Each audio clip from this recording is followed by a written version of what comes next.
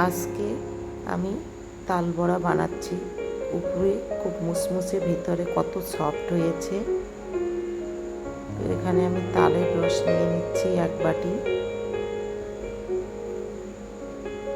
আমি তালটাকে ভালোভাবে ধুয়ে ওটাকে আমি একটা ছাঁকনির মধ্যে ছেঁকে রসটাকে নিয়েছি।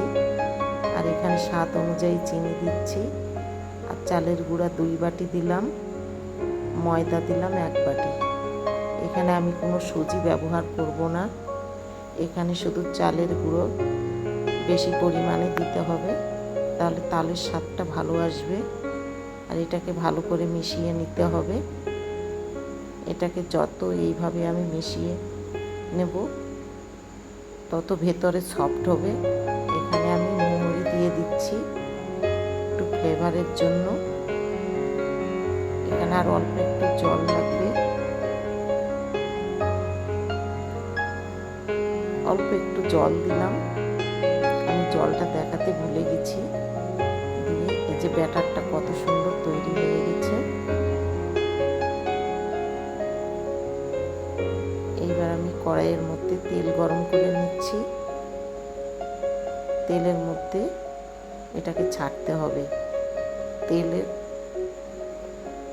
গরমটা হয়ে গেলে চুলের আঁচটা একটু কমিয়ে দিতে হবে, তাহলে ভেতর থেকে ভালোভাবে সফট হবে আর খুব সুন্দর ফুলবে। এইভাবে তাল বড়া ভাজলে বেশি তেল লাগে না। কত সুন্দর উপরটা মুসমুস হয়ে আসছে।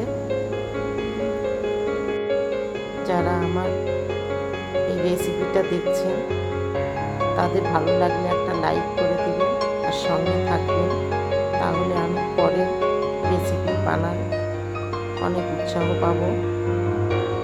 কত সুন্দর কালার হয়েছে। এটা হয়ে আসছে, এটাকে আমি এবার তুলে নেব। কত সুন্দর ফুলেছে। তো উপরে খুব মুচমুচা হবে, ভিতর থেকে হবে সফট। এইভাবে তাল বড়াটা করলে। এবার আমি পরেরটাও ভাজতে দিয়েছি আরেকবার।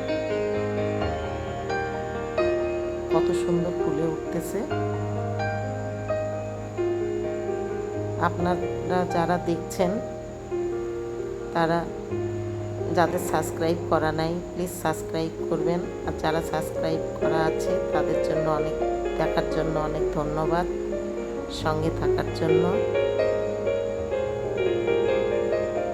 কত সুন্দর হয়েছে কালারটা, ফুলছে কত সুন্দর, একদম গোল গোল হয়ে ফুলছে। আর উপরে খুব মুচমুচা হয়েছে। এইভাবে তাল বড়াটা ভাজলে খুব ভেতর থেকে সফট হবে, উপরে মুচমুচা হবে। আর আমি এখানে নারকেল দিচ্ছি না, খুব সিম্পলভাবে তৈরি করছি। দেখার জন্য অনেক ধন্যবাদ। পরের ভিডিওর জন্য